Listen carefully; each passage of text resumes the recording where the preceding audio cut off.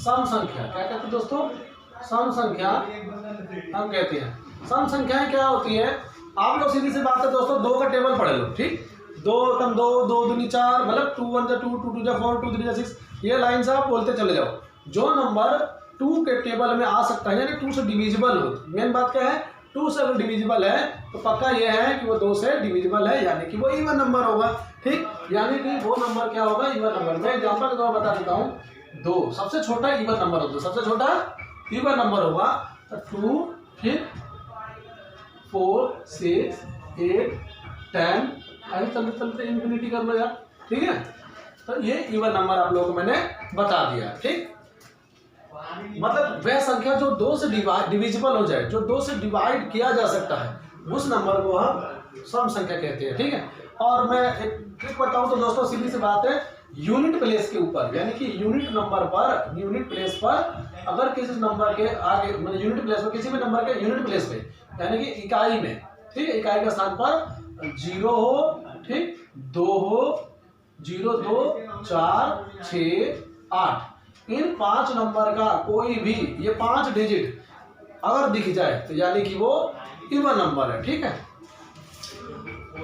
उसके बाद 8वें नंबर पर आता है दोस्तों विषम संख्या यानी ऑड नंबर। क्या होता है दोस्तों?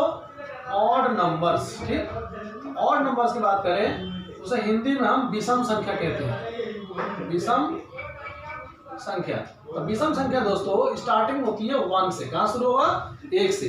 1 3 5 7 9 11, मतलब ये भी इंफिनिटी तक चलेगा। और खास बात ये है दोस्तों इन दोनों में कि एक दूसरे के अलग अलग है ये, ठीक है। वो 2 के बारे में चल रहा है तो वो बाकी नंबर छोड़ दोगे तो ये हमारा ऑड नंबर हो जाएगा। मतलब वो 2 4 6 8 10 चल रहा है, इसमें 1 3 5 7 9 11, कहने का मतलब पूरा काउंटिंग कहाँ शुरू होती है? 1 से।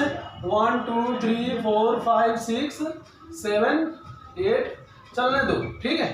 तो इवन नंबर ने क्या करा? 2 ले लिया, 4 ले लिया, 6 ले लिया, 8 ले लिया, तो बचे हुए जो थे वो ऑड नंबर ले लेते हैं, समझ गए?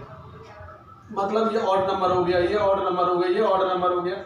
तो किसी भी काउंटिंग के अंदर वो नंबर या तो ऑड होगा या फिर वो इवन होगा, ठीक। या तो ऑड होगा नहीं तो वो इवन नंबर होगा। मुझे उम्मीद है कि आप लोग समझ में आ गया होगा ऑड इवन की कहानी, ठीक। उसके बाद दोस्तों एक नंबर आता है हमारा कंपोजिट नंबर। क्या है दोस्तों? Composite number. कंपोजिट नंबर्स क्या होती हैं? हिंदी में उसे भाज्य संख्या कहते हैं। क्या कहते हैं दोस्तों? भाज्य संख्या। भाज्य संख्या की बात करूं तो थोड़ा सा ध्यान से सुनोगे तो समझ में आएगा दोस्तों।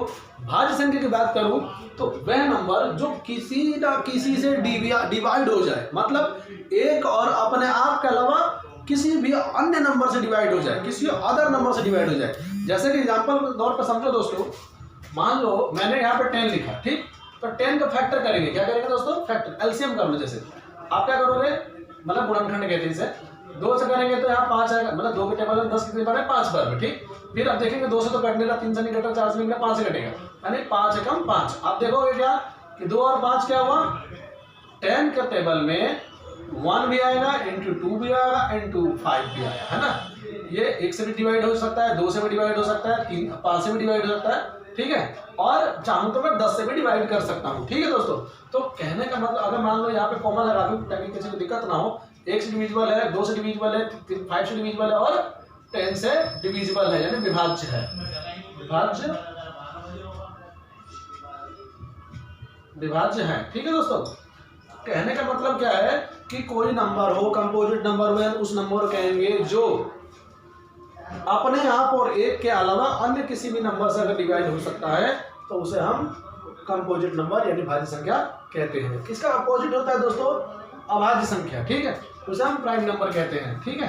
तो इसका एग्जांपल अगर मैं लिखना चाहूँ तो दोस्तों मैं एग्जांपल दे सकता, 2 नहीं हो सकता, 3 भी नहीं हो सकता, 4 होता है, क्योंकि 4 के टुकड़े करोगे तो 2 इंटू 2 होता है।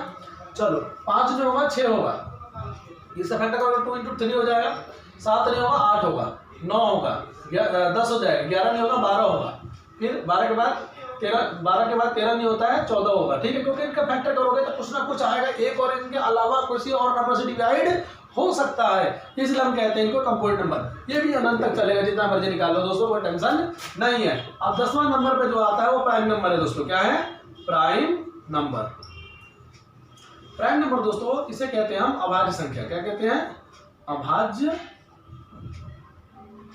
संख्या। ठीक है, अभाज्य संख्या की बात करें तो ये नंबर जो होता है वो हमारा शुरू होता है 2 से। बहुत बच्चों को मिस्टेक ये रहता है कि भाई कुछ लोग क्या कर देते हैं, 2 को समझते हैं इवन नंबर, 2 को क्या समझते हैं? Even number. ठीक, और 2 ही अभाज्य संख्या भी है, क्योंकि 2 जो है वो भी अपने आप और 1 के अलावा किसी और से डिवाइड नहीं हो सकता है। ठीक है, तो 2 के सबसे छोटा, याद रखना दोस्तों, सबसे छोटा अभाज्य संख्या क्या है?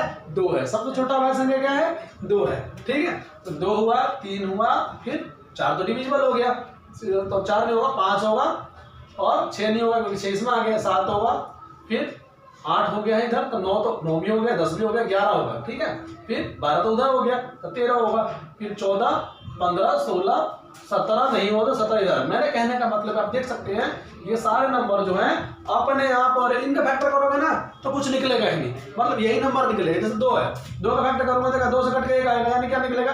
2 × 1, और कोई नंबर तो निकला नहीं। कोई भी नंबर उठा लो, जैसे 17 ले लिया, 17 तो किससे डिवाइड होता है? आपको पता है 17 1 17 1, यानी कि यही दोनों फैक्टर निकल रहे। यानी कि इस संख्या की बात करूं, अगर वो x है तो x से डिवाइड करके 1, यानी इसे फैक्टर करूंगा तो x × 1 आना चाहिए, इसके अलावा कुछ भी आ गया तो ये प्राइम नंबर नहीं हुआ, वो कंपोजिट नंबर हो जाएगा। ठीक है, तो मुझे उम्मीद है कि आप लोगों को prime number, composite number, odd number, even number, और मैंने पहले वाले आगे के भी वीडियो बनाया था उसके बारे में मैंने बताया था, तो बाकी 10 मैंने आप लोग बता दिया।